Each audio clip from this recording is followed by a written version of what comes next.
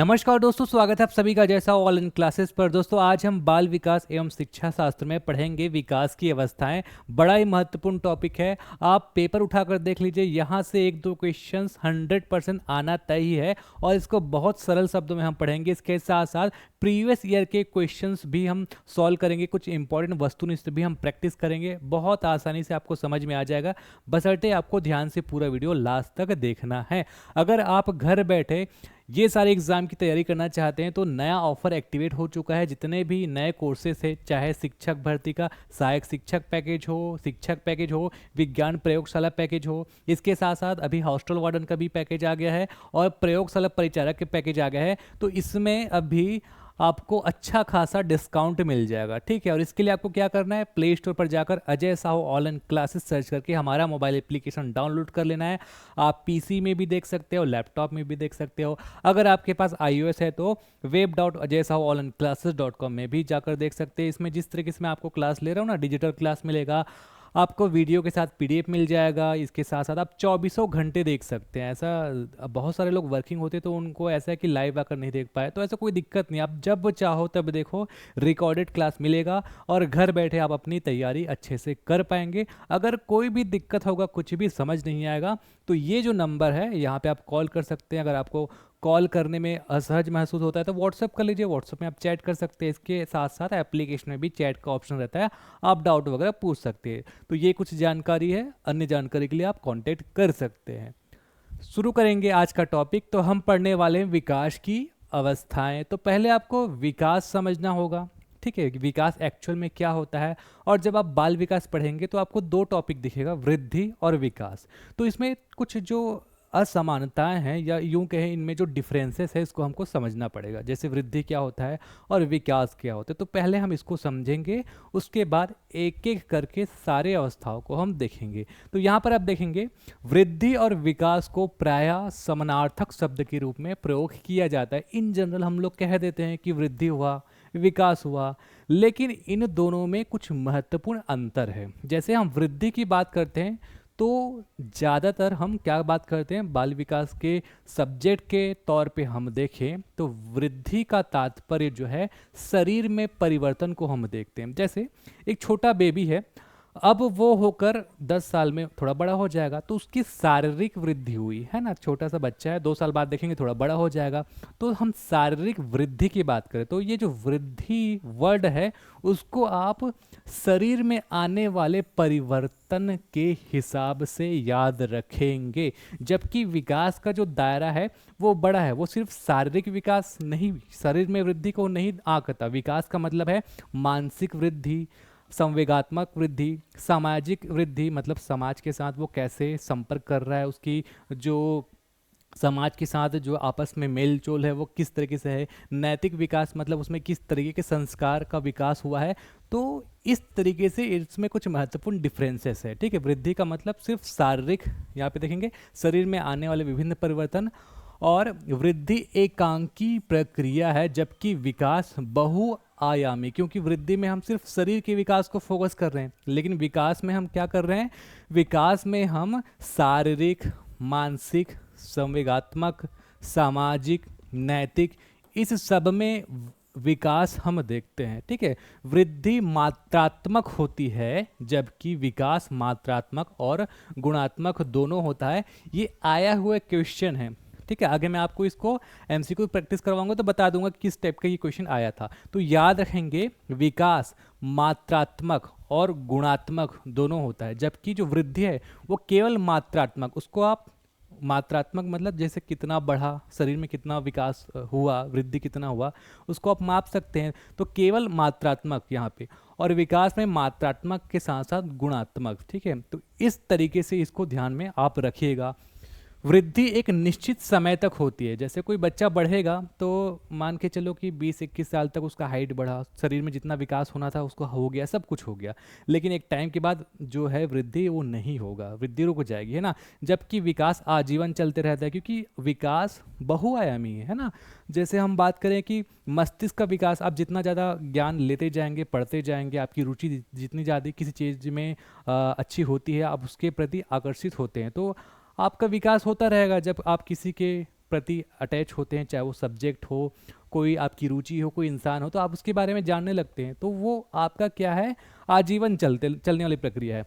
विकास में दो विरोधी गुण पाए जाते हैं, वृद्धि और क्षय। किसमें?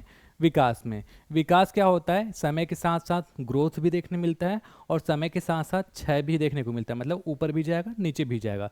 जीवन के प्रारंभिक काल में वृद्धि की गति तीव्र होती है, क्षय की गति मंद हो जाती है, जबकि जीवन के अंतिम समय में वृद्धि की गति मंद और क्षय की गति तीव्र हो जाती है। ठीक है, तो ये कुछ ऐसे फैक्ट है जिसको आप ध्यान में रख सकते हैं। इतना इंपॉर्टेंट नहीं है, जहाँ पर इंपॉर्टेंट रहेगा मैं आपको बताऊंगा। वृद्धि एवं विकास की कुछ परिभाषाएं निम्नलिखित है। अब क्या होता है कि हमको बाल विकास में बहुत सारे विद्वान हैं, उनके हिसाब से परिभाषाओं को भी गौर करना पड़ता है, क्योंकि डायरेक्ट पूछ दिया जाता है कि बताइए ये जो सेंटेंस है उसको निम्न में से किसने कहा था। जैसे मुनरो हो गया, हरलॉक हो गया, ये बहुत बड़े विद्वान है आपका मनोविज्ञान के क्षेत्र में, अगर आप देखेंगे तो, है ना।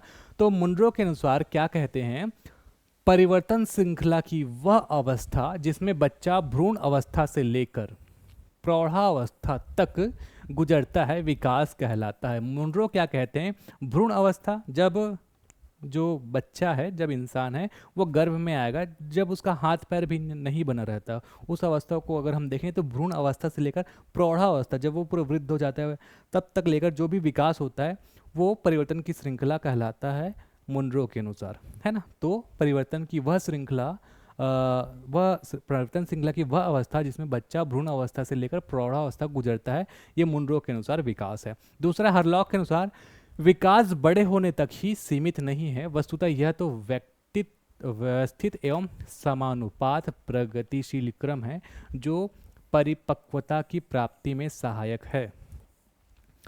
अब इसको क्या है, कई ऐसे चीज़ें हैं जिसको आपको एज इट इज़ ध्यान रखना है कि किसने किसको कहा था। इसमें बहुत ज़्यादा समझने लायक कुछ है नहीं, इसमें सिर्फ आपको ध्यान रखना है कि किसने क्या कहा था। तो हरलॉक क्या कहते हैं कि विकास बड़े होने तक ही सीमित नहीं, मतलब सिर्फ शारीरिक विकास सिर्फ विकास नहीं है, वस्तुतः यह तो व्यवस्थित एवं समानुपात प्रगतिशील क्रम है, मतलब ये क्रमबद्ध तरीके से विकास होना ही हमारा विकास है, ये हरलॉक कहते हैं।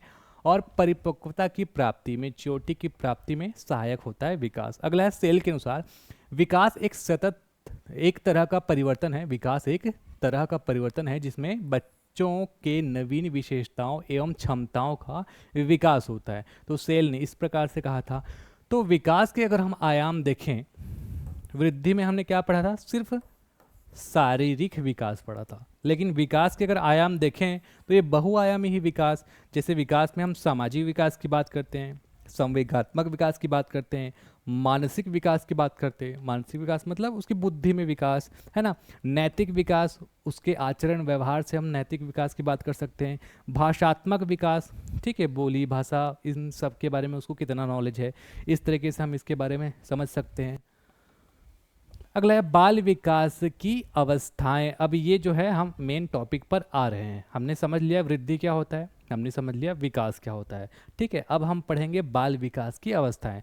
तो देखिए इसमें बहुत सारे मनोवैज्ञानिक के अलग अलग मत है, जो जो इम्पोर्टेंट है वो सब हम पढ़ेंगे, क्योंकि अगर आप देखेंगे किसी भी बुक में देख लो, कहीं यूट्यूब में देख लो, कहीं इंटरनेट में पढ़ लो, आपको शैशवावस्था का जो टाइम पीरियड है, कहीं 0 से 5 लिखा है, कहीं 6 लिखा है, वो सब अलग दिखेगा। हमको क्या ध्यान रखना है कि मेजरली आंसर क्या लिया जाता है और किसने किसने क्या कहा है, उसके हिसाब से हमको पढ़ना है। तो जैसे मैं पढ़ा रहा हूँ उसको आपको ध्यान से रखना, याद रखना है, ठीक है। तो अलग अलग मनोवैज्ञानिकों ने विकास के संपूर्ण ये जो पूरा चरण है उसको समझने के लिए विकास को अलग अलग अवस्था में बांटा है। जैसे हम पहले बात करते हैं सैले के अनुसार, तो सैले के अनुसार ये विकास के 3 चरण हैं। पहला है शैशवावस्था, ठीक है, इसको अभी सिर्फ हम कैटेगराइज एज के हिसाब से करके मैं आपको अब बता रहा हूँ, उसके बाद एक एक को डील करेंगे। जैसे शैशवावस्था क्या है, बाल्यावस्था क्या है, किशोरावस्था क्या है, वो सब एक एक करके डील करेंगे।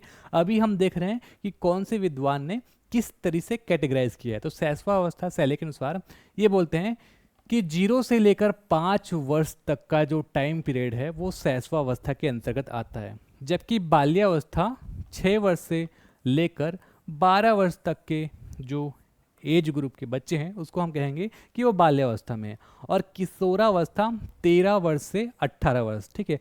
आपने एक शब्द भी सुना होगा टीन एज, ठीक है। ये जनरली पाश्चात्य संस्कृति का वर्ड है। जैसे टीन क्यों बोलता है, अगर आप 11 12 13 ऐसे पढ़ेंगे हिंदी में तो ये 13 है, लेकिन अगर आप इंग्लिश में देखेंगे तो 11 12 13, जैसे भी आप 13 के बाद गुजरते हैं तो 13 14 15 16 18, है ना। तो इसी कारण ये सब में टीन आ रहा है ना, इसलिए इसको किशोरावस्था को टीन एज भी कहा जाता है।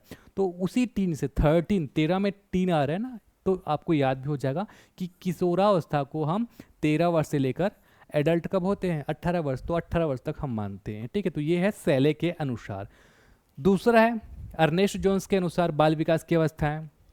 तो इन्होंने कहा शैशवावस्था को सेम जन्म से लेकर 5 वर्ष, यहाँ भी वही था जन्म से लेकर 5 वर्ष तक।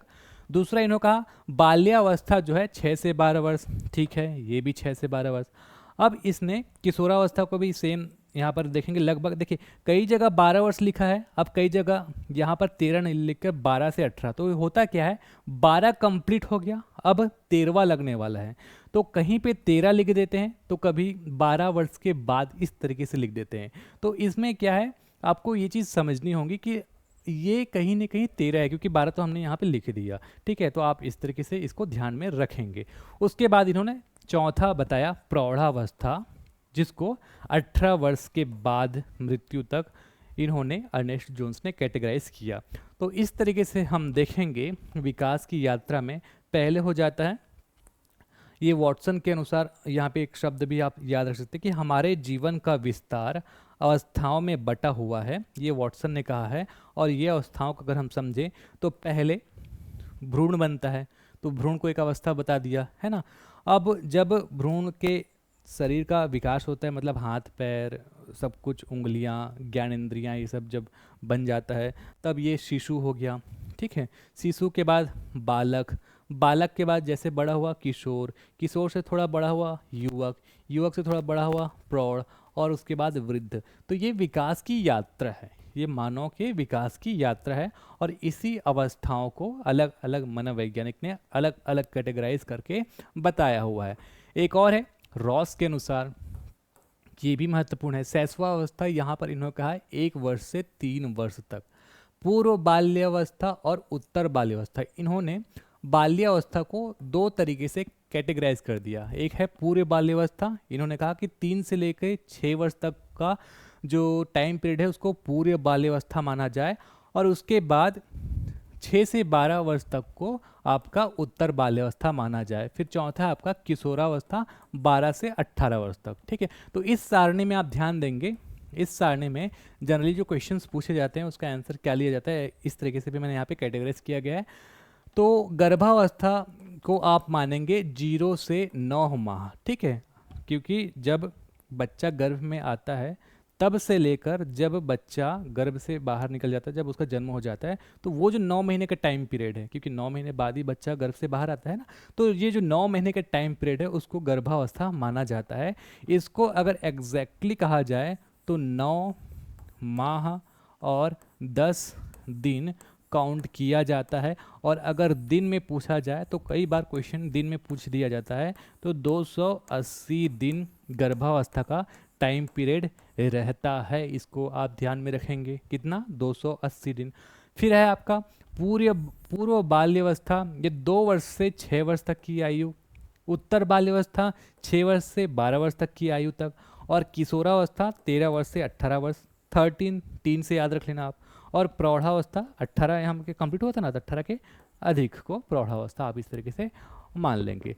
अब एक और है E.B. हरलॉक के अनुसार, तो आपको यहाँ पर जो जितने भी कैटेगराइजेशन दिख रहा है उसको देख के एकदम घबराने की ज़रूरत नहीं कि हम इतना सारा कैसे याद रख लेंगे, नहीं, मोटा मोटा एवरेज निकाल लेना कि इन सब में इन सब लोगों ने इतना कुछ कहा है, तो ऑन एवरेज सबका जो है टाइम पीरियड वो इस तरीके से निकलता है। एमसीक्यूज प्रैक्टिस करेंगे वहाँ पे क्लियर हो जाएगा। तो हरलॉक के अनुसार गर्भावस्था पहला इन्होंने कैटेगरी किया, तो टोटल 11 अवस्थाओं में इन्होंने विभाजित किया। पहला है गर्भावस्था, गर्भाधान से लेकर जन्म तक, मतलब वही 9 माह, 0 से लेकर 9 माह। फिर शैशवावस्था, जन्म से 2 सप्ताह तक, 2 सप्ताह की बात कर रहे हैं यहाँ पे, ना कि माह, तो 2 सप्ताह, ये याद रखना। फिर आपका उत्तर शैशवावस्था, तीसरे सप्ताह से 2 वर्ष तक, ठीक है। पूर्व बाल्यावस्था, तो यहाँ पर देखिए शैशवावस्था को दो तरीके से बांटा गया है, बाल्यावस्था को दो तरीके से बांटा गया। पूर्व बाल्यावस्था तीसरे वर्ष से 6 वर्ष तक, और उत्तर बाल्यावस्था 7 वर्ष से 12 वर्ष तक। एक है आपका वयः संधि काल, ये क्या है, 12 से लेकर 14 वर्ष तक के काल को वयः संधि काल कहा जाता है। इसको बाल्यावस्था और किशोरावस्था के बीच सेतु का काल माना जाता है, इन दोनों के बीच का काल माना जाता है। कई बार ये डायरेक्ट पूछ दिया जाता है कि वह संधि काल की अवस्था हम कब मानते हैं, तो 12 वर्ष से 14 वर्ष, कहीं कहीं पे 13 से 14 वर्ष भी लिख दिया जाता है, ठीक है। तो ये 12 से 14 याद रख लेंगे। फिर आपका पूर्व किशोरावस्था, अब ये जो वय संधि काल है वो बालक के लिए अलग और बालिका के लिए अलग भी देखा जाता है, उसको मैं आगे आपको डील करूंगा। एक है आपका पूर्व किशोरावस्था 13 से 17 वर्ष तक, और किशोरावस्था, तो किशोरावस्था को भी इस तरीके से 2 भाग में बांटा गया है, 13 से 17 वर्ष और 18 से 21 वर्ष। फिर है प्रौढ़ावस्था 21 वर्ष से 40 वर्ष तक, मध्यावस्था 41 से 60 तक, और वृद्धावस्था 60 वर्ष से अधिक जिन लोगों का हो जाता है। तो यहाँ पर आप ध्यान देंगे, ये जो गर्भावस्था हमने पढ़ा, इस समय काल को भी 3 प्रकार से विभाजित कर दिया जाता है। पहला कहा जाता है बीजावस्था या डिब्बावस्था, 0 से लेकर 14 दिन गर्भधारण से 2 सप्ताह, है ना, 14 दिन मतलब 2 सप्ताह, तो 2 सप्ताह तक जो गर्भ में बच्चे रहते हैं, है ना, वो एक बीज के रूप में ही रहता है, इसलिए इसको बीजावस्था या डिब्बावस्था के नाम से जाना जाता है। फिर वो भ्रूण बन जाता है, 2 सप्ताह से 2 माह तक वो भ्रूण रहता है, इसलिए इसको भ्रूणावस्था कहा जाता है। उसके बाद वो शिशु का आकार लेने लग जाता है, हाथ पैर जो भी शरीर के अंग है वो बनने लग जाता है, तब वो शिशु कहलाता है। तो गर्भस्थ शिशु अवस्था, इसलिए इसका नाम है, ये 2 से लेकर 9 माह तक गर्भस्थ शिशु अवस्था ये कहलाता है। तो ये इंपॉर्टेंट है, ध्यान में रखेंगे। अब एक कोल है, कोल ने भी इसी तरीके से कैटेगराइज किया, यहाँ पर आप देख सकते हैं, ठीक है। तो इसको हम सीधा यहाँ पे पढ़ लेते हैं, ये इतना इंपॉर्टेंट नहीं है इनका कैटेगराइजेशन। एक बार हरलॉक का तो अच्छा ही है, इंपॉर्टेंट है, इसको याद रख लेना। तो यहाँ पर आप देखेंगे कोल द्वारा मानव विकास की अवस्थाएं, तो लगभग उसी तरीके की अवस्थाएं, शैशवावस्था, प्रारंभिक बाल्यावस्था, ये सब कुछ दिखेगा आपको।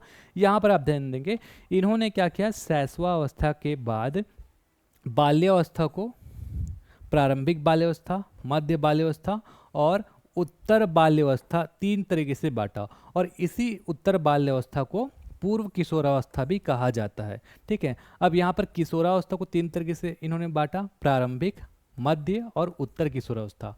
प्रौढ़ावस्था को 3 भाग में बांट दिया, प्रारंभिक, मध्य, उत्तर, और वृद्धावस्था को प्रारंभिक और वृद्धावस्था, इस तरीके से 2 भाग में इन्होंने बांट दिया, जिसका एज कितना कितना रखा जाएगा इन्होंने ये बताया है ना। आगे हम बढ़ते हैं, अब एक एक करके हम डिटेल से पढ़ेंगे। अब यहाँ से जो क्वेश्चंस हैं वो इन जनरल पूछे जाते हैं, ठीक है। बहुत सारे फैक्ट्स मैंने हाईलाइटेड किए हैं, अलग से कलर वगैरह किए हुए हैं, तो वो चीज़ ज़्यादा इंपॉर्टेंट पूछे गए हैं या तो एकदम इम्पोर्टेंट आ सकता है। तो सबसे पहला है प्रसव पूर्व अवस्था, ठीक। इसको हम कब से कब तक देखते हैं, 0 से 9 माह मतलब 280 दिन, जो मैंने आपको बताया था। यह अवस्था माता के गर्भधारण से शुरू होता है, और यह गर्भधारण से जन्म तक की अवस्था है, मतलब बच्चा जब तक गर्भ में रहता है ये अवस्था है ना, प्रसव पूर्व अवस्था। तो गर्भधारण से जन्म तक की अवस्था है प्रसव पूर्व अवस्था। इसका समय काल जो है 9 माह या फिर दिन में 280 दिन, इम्पॉर्टेंट है, 9 माह या 280 दिन। इसमें विकास की गति काफ़ी तेज़ी से होता है, ठीक। जो 9 माह का टाइम पीरियड है, अगर आप देखेंगे तो विकास की गति बहुत तेज़ी से होगा। जब वो स्टार्टिंग में अगर आप देखेंगे शुरुआत के 2 हफ्ते, तो वो डिब्बावस्था मतलब बीजावस्था के तरीके से रहेगा, फिर वो शिशु बन जाएगा, उसके शरीर हाथ पैर सब बनने लग जाएंगे। तो ये जो विकास है वो काफ़ी तेज़ी से होता है। इस अवस्था में होने वाले विकास मुख्यतः क्या होते हैं, शारीरिक विकास ही होते हैं, क्योंकि मानसिक विकास तो इस जब वो गर्भ से बाहर आएगा, लोगों के कांटेक्ट में आएगा, बाहरी वातावरण में आएगा, तो तब उसका मानसिक विकास ज़्यादा होता है। यहाँ पर शरीर का विकास होगा, है ना। तो इस अवस्था में होने वाले विकास मुख्यतः शारीरिक होते हैं। इस अवस्था को 3 उप अवस्थाओं में विभाजित किया गया है, जैसे कि मैंने आपको बता दिया था, बीजावस्था, भ्रूण अवस्था और गर्भस्थ शिशु अवस्था। तो इसको और डिटेल से यहाँ पर पढ़ लेते हैं। पहला आपका बीजावस्था, जिसको डिंब अवस्था भी कहा जाता है। इस अवस्था का समय गर्भधारण से 2 सप्ताह तक है। तो आपको यहाँ से क्वेश्चंस पूछे जाने की गुंजाइश क्या है कि बताइए डिंबावस्था की, जो डिंब अवस्था है या फिर बीजावस्था है, इसका टाइम पीरियड क्या है? तो 2 सप्ताह। और फिर अगला है भ्रूण अवस्था। यह अवस्था 2 से लेकर 8 सप्ताह या फिर 2 सप्ताह से 2 माह यहाँ तक चलता है। इस अवस्था में जीव भ्रूण कहलाता है। ठीक, इस अवस्था में क्या कहलाता है? जीव भ्रूण कहलाता है। इस अवधि में भ्रूण में अनेक प्रकार के बाह्य तथा आंतरिक अंगों का विकास होता है और 2 महीनों के अंत में भ्रूण से जो है मानव की आकृति का रूप धारण करने लगता है। इसके बाद इसलिए उसको हम कहते हैं शिशु अवस्था, क्योंकि हाथ पैर बढ़ने लग जाते हैं। तो अगला है आपका गर्भस्थ शिशु अवस्था। विकास की यह अवस्था 8 सप्ताह से, मतलब 2 माह के बाद, है ना, 2 माह के बाद, सप्ताह में पूछा जाए तो 8 सप्ताह, 8 सप्ताह से लेकर जन्म काल 2 से 9 माह तक की होती है। इस अवस्था के अंतर्गत भ्रूण अवस्था में जिन बाह्य व आंतरिक अंगों का विकास होता है वह निरंतर चलते रहता है। तो इसमें बाह्य अंगों जैसे दिल, फेफड़ा, जो भी अंदर के अंग, दिल, फेफड़ा, और बाहर के अंग जैसे शरीर में हाथ है, पैर है, वो सब चीज़ जो है विकास चलते रहता है। और सभी ज्ञानेंद्रियों का विकास भी इसी अवस्था में शुरू हो जाता है।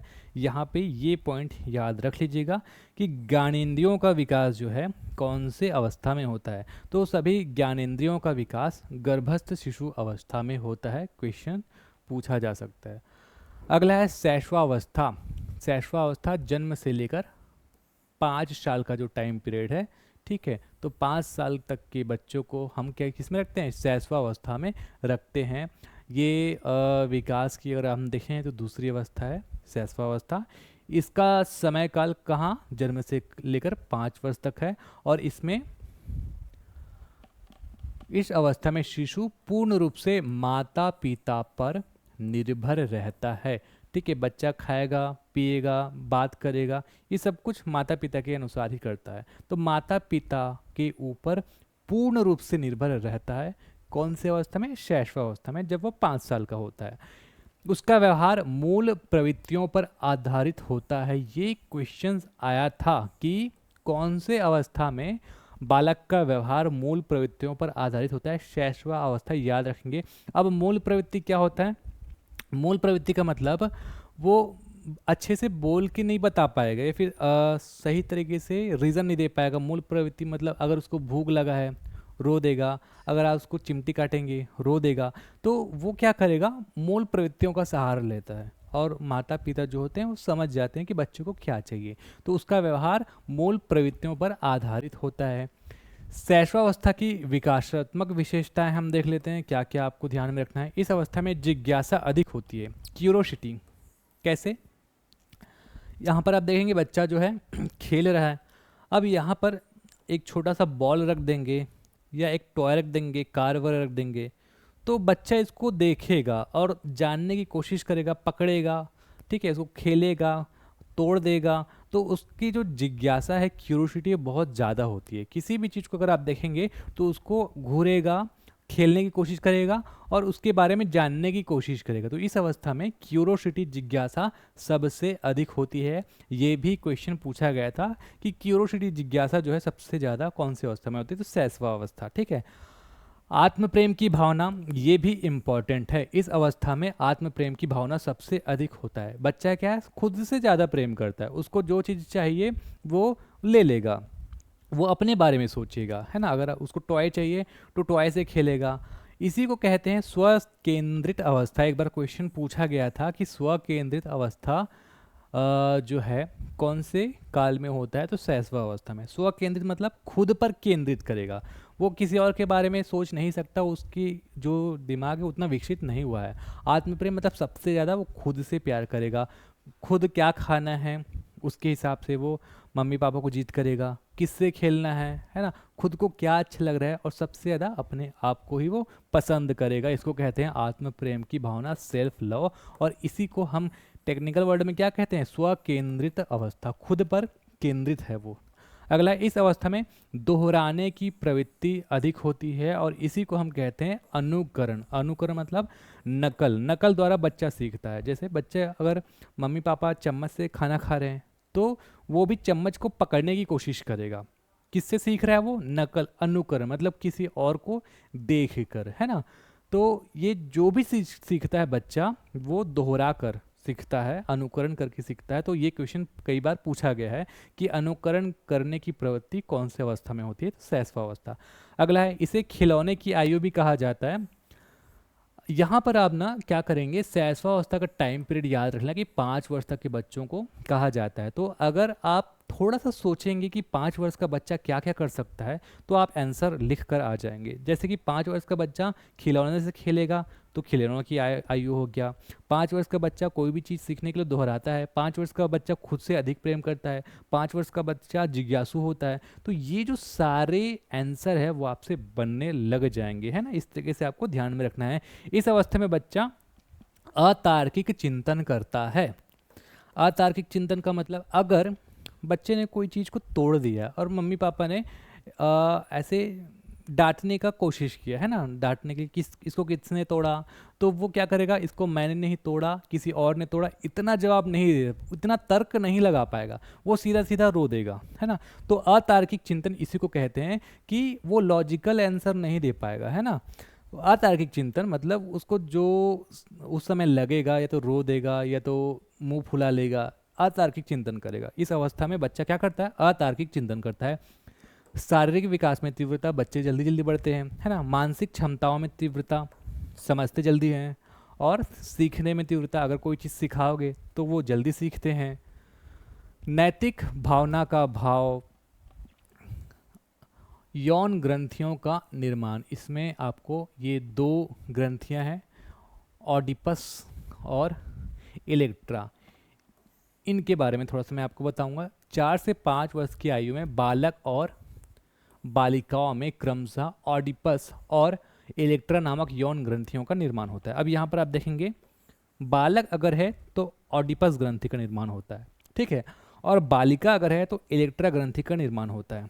अब ये होता क्या है, ऑडिपस ग्रंथि से बालक को क्या होता है, अपोजिट जेंडर से अट्रैक्शन या फिर उसके प्रति प्यार होता है। जैसे कि बच्चों को अगर आप देखेंगे, जनरली लड़का है तो अपनी माँ से ज़्यादा प्यार रहेगा, लड़की है तो अपने पिताजी से ज़्यादा प्यार रहेगा। ये होता है ऑडिपस और इलेक्ट्रा ग्रंथि के कारण।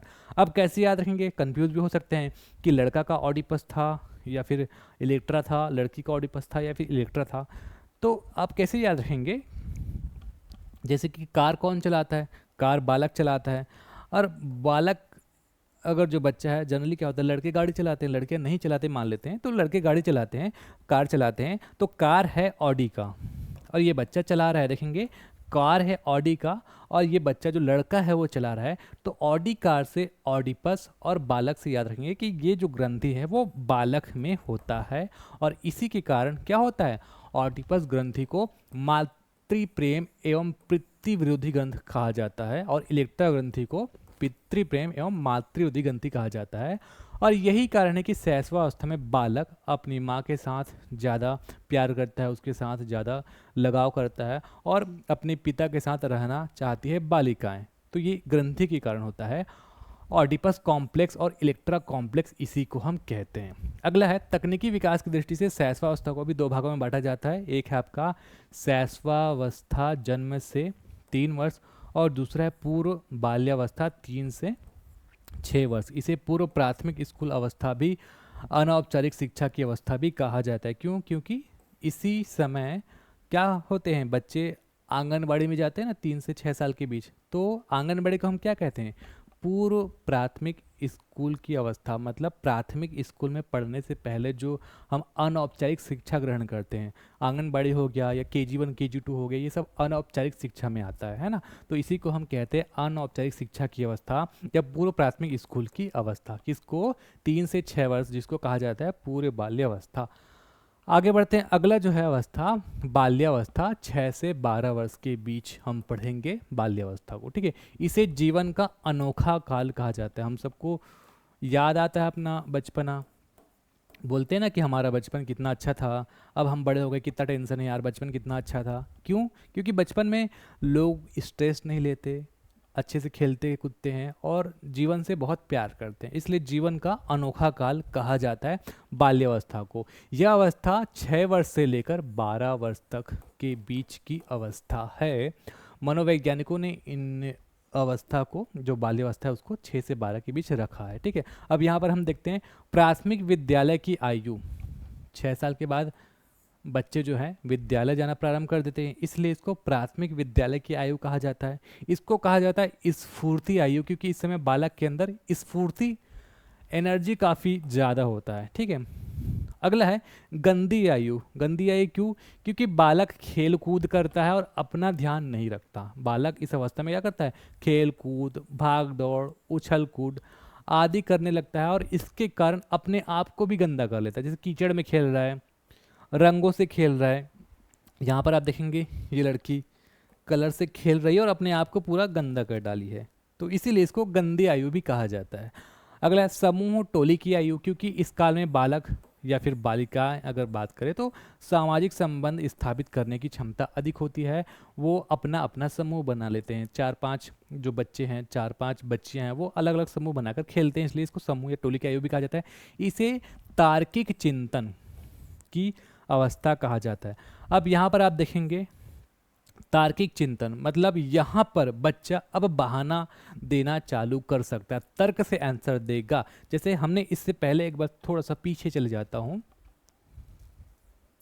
यहाँ पर शैशवावस्था को हमने कहा था अतार्किक चिंतन। जैसे मैंने बताया था कि एग्जाम्पल देके कि इस खिलौने को किसने तोड़ा, वो नहीं बोल पाएगा कि मैंने तोड़ा, है ना, वो सीधा रो देगा। ये अतार्किक चिंतन हो गया।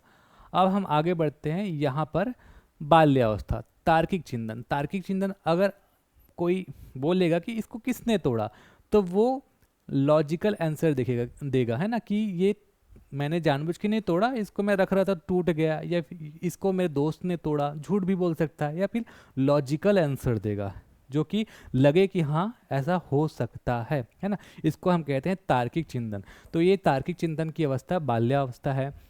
इसे खेलों की अवस्था भी कहा जाता है, खेल कूद इसी दौरान होता है, इसलिए इसे खेलों की अवस्था, गंदी अवस्था, स्फूर्ति अवस्था, ये सब कहा जाता है। इस अवस्था में संग्रहण करने की प्रवृत्ति अधिक होती है। जैसे जब हम बचपन में कंचे खेलते थे तो कंचे का जो है संग्रहण करते थे। पर्सनली मैं कंचा खेलता था बचपन में, है ना, जिसको छत्तीसगढ़ी में हम बांटी बोलते थे, है ना। तो ये सब स्टोर करते थे, ये जनरल लड़के लोग करते हैं। तो संग्रहण करने की, जैसे पहले क्या चिप्स में कुछ कार्ड्स वगैरह मिलते थे, उसको हम लोग संग्रह कर लेते थे, स्टोर करते थे। तो इस संग्रहण करने की प्रवृत्ति इस अवस्था में अधिक होती है। इस अवस्था में शारीरिक और मानसिक विकास में स्थिरता होती है। एकदम से शरीर नहीं बढ़ता, एकदम से बुद्धि का विकास नहीं होता, इसमें थोड़ा सा स्थिरता होती है। इसीलिए रिचर्ड रॉस ने इसे मिथ्या परिपक्वता की अवस्था भी कहा है। किसने? रिचर्ड रॉस ने। अब यहाँ पर मिथ्या परिपक्वता की अवस्था किसे कहा जाता है, ऐसा क्वेश्चन आ गया तो बाल्यावस्था को कहा जाता है। ये आप ध्यान में रख सकते हैं। बाल्यावस्था को अगेन 2 भागों में बांटा गया है। पूर्व बाल्यावस्था 2 से 6, उत्तर बाल्यावस्था 7 से 12। एक है आपका वयः संधि। वयः संधि अवस्था हम 12 से 14 वर्ष के बीच की अवस्था को मानते हैं। यहाँ पर और डिटेलिंग दिया गया है कि बाल्यावस्था और किशोरावस्था को मिलाने वाली सेतु का कार्य करता है वयः संधि अवस्था। जो बाल्यावस्था है और किशोरावस्था है, तो बाल्यावस्था और किशोरावस्था के बीच, है ना, एकदम से किशोरावस्था में नहीं जाते। बाल्यावस्था के बाद वयः संधि अवस्था आती है 12 से 14, उसके बाद किशोरावस्था में प्रवेश करते हैं। तो इसीलिए इसको सेतु का कार्य करने वाले माना जाता है। यह अवस्था बहुत कम समय की होती है। शारीरिक विकास की दृष्टि से यह महत्वपूर्ण है। इस अवस्था की प्रमुख विशेषता यह है कि यहाँ पर यौन अंगों की परिपक्वता का विकास होता है। बालिकाओं में यह अवस्था सामान्यतः 11 से 13 वर्ष के बीच प्रारंभ हो जाती है और बालक में 12 से 13 के बीच चालू हो जाती है। तो इसमें अगर ज़्यादा से ज़्यादा पूछा जाएगा वह संधि अवस्था में, तो इसका टाइम पीरियड 12 से 14। अब यहाँ पर 14 लिखा है तो कंफ्यूज मत हो जाना कि किशोरावस्था को कितने से स्टार्ट माना जाता है। इसको आप 13 वर्ष से ही याद रख लेना, है ना, क्योंकि अलग अलग मनोवैज्ञानिकों ने अलग अलग तरीके से कैटेगराइज तो किया है, लेकिन आंसर तो आपको कुछ ना कुछ एक ही लेना है। इतना सारा जब आप पढ़ेंगे, अच्छे से प्रैक्टिस करेंगे, आपको भी समझ आ जाएगा कि हमको क्या लेना है आंसर। अगला है किशोरावस्था, 13 से लेकर 18 वर्ष। टीन एज आप याद रखेंगे, 13 से टीन एज, तो 13 से 18 वर्ष। यह अवस्था 13 से 18 वर्ष तक चलता है।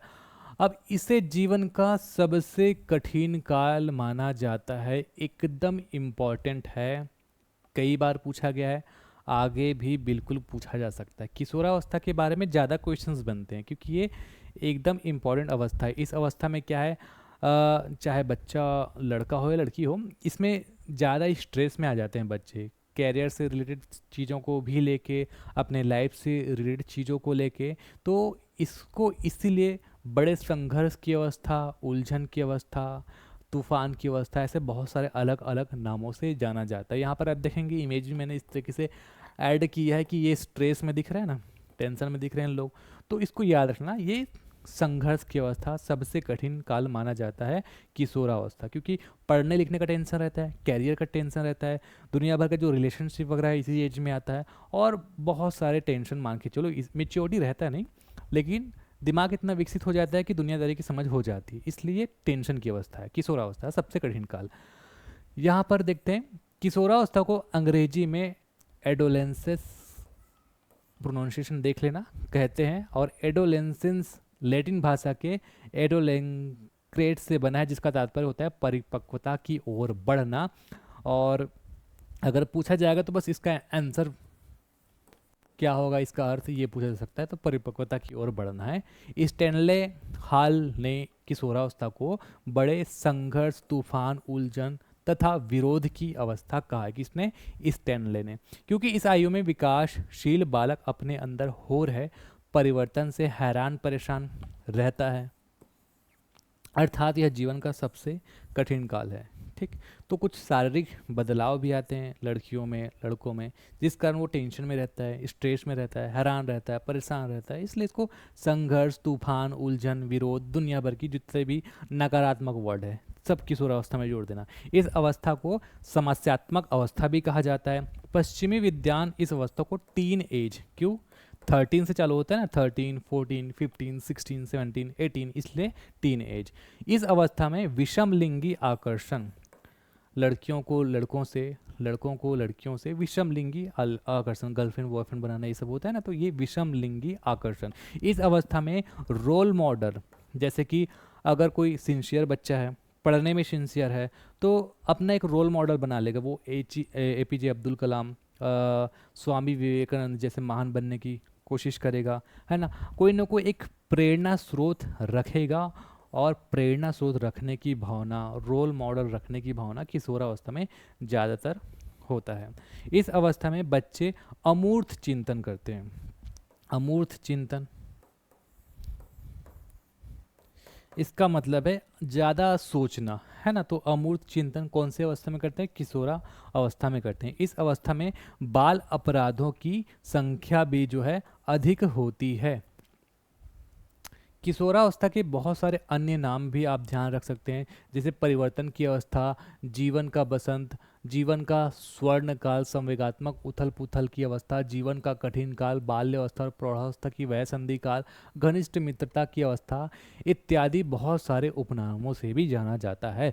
तो ये लगभग जितने भी अवस्था हैं वो हमने कवर किया है। अब हम कुछ ऐसे क्वेश्चंस देखेंगे जो आपके एग्ज़ाम में आए हुए थे आज की क्लास से रिलेटेड। उसके बाद मैं आपको कुछ इंपॉर्टेंट क्वेश्चंस भी डील कराऊंगा। जैसे यहाँ पर आप देखेंगे तनाव और क्रोध की अवस्था किसको कहा जाता है? शैशवावस्था, बाल्यावस्था, किशोरावस्था या फिर वृद्धावस्था। अभी जस्ट मैंने आपको पढ़ाया, किशोरावस्था को हम कहते हैं तनाव, क्रोध, जितने भी नकारात्मक वर्ड हैं, निगेटिव वर्ड, वो सब किशोरावस्था में आप जोड़ देना।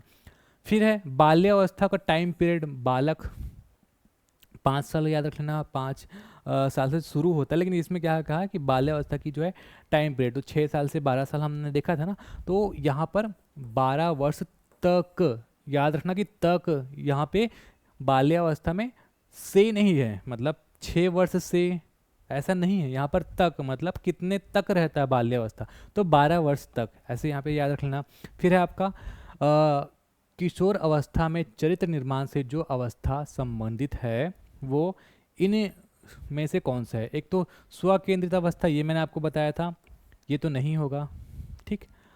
यहाँ पर आधारहीन आत्मचेतना अवस्था, ये हमने वैसे थ्योरी में नहीं पढ़ा है, लेकिन यहाँ पर मैं आपको पढ़ा देता हूँ कि आधारहीन आत्मचेतना अवस्था होता क्या है, और इसको ये ध्यान रख लेना कि किशोर अवस्था से संबंधित है। ये क्या होता है? आधारहीन आत्मचेतना अवस्था, यह अवस्था किशोरावस्था से जुड़ी हुई है। एक तो ये फैक्ट आप याद रख लेना।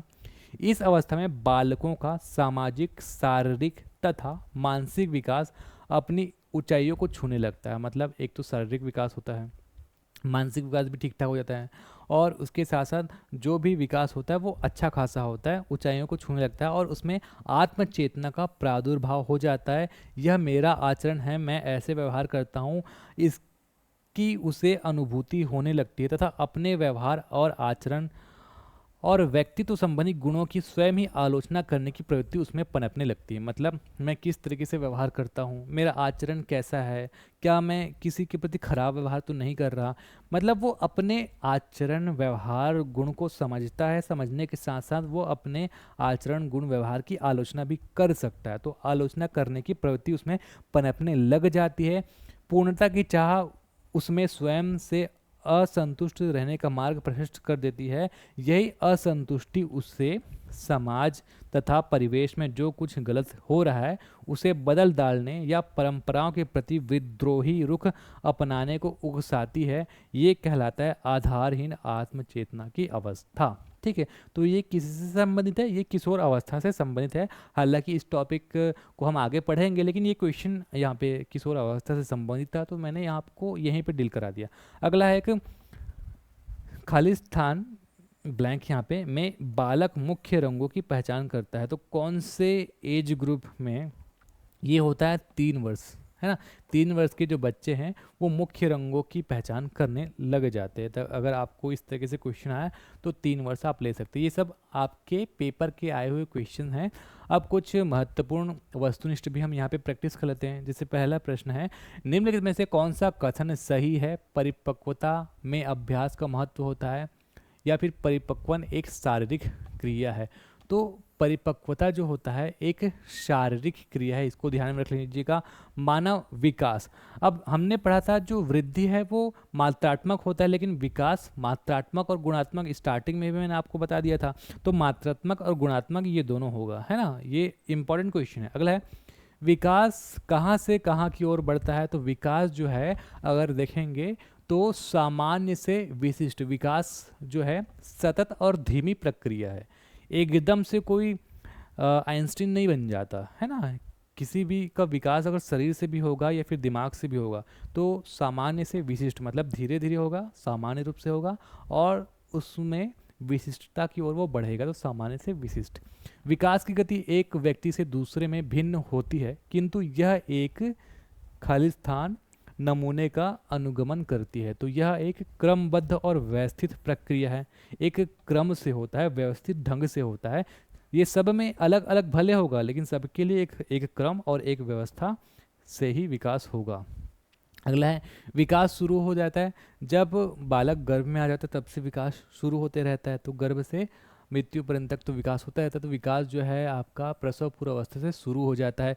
किस मनोवैज्ञानिक के अनुसार विकास एक सतत और धीमी प्रक्रिया है? इसको तो मैंने क्लास 1 में भी आपको पढ़ाया था, स्किनर ने कहा था। एकदम इम्पोर्टेंट है ये भी, विकास सतत और धीमी प्रक्रिया है।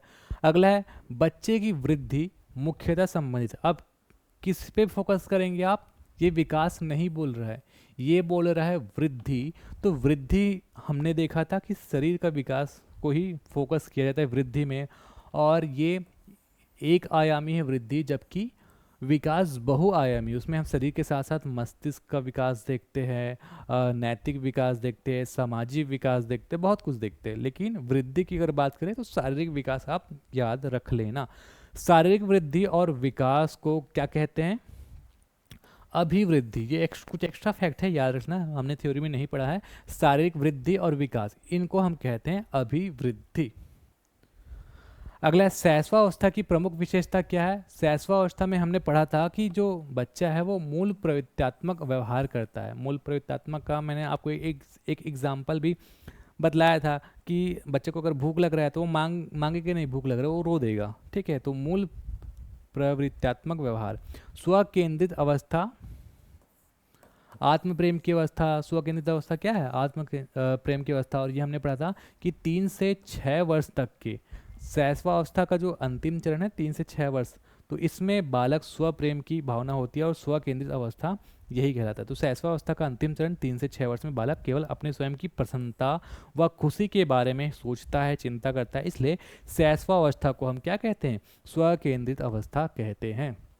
अगला है विकास की किस अवस्था को कोल तथा ब्रूस ने संवेगात्मक विकास का अनोखा काल कहा है।